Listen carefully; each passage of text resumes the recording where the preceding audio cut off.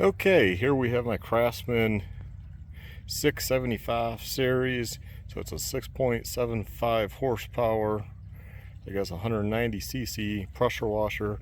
It's like brand new. I've had it quite a while. I've only used it, I bought it to use on a deck, so I've only used it a few times. I decided to try it out on my motorcycles over here.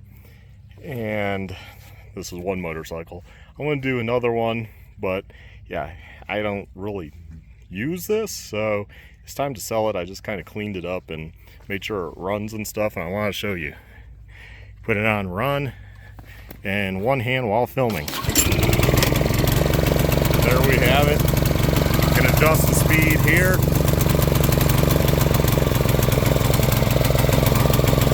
And turn it off. It's there. So it runs, it works. I just did the bike here and did the driveway.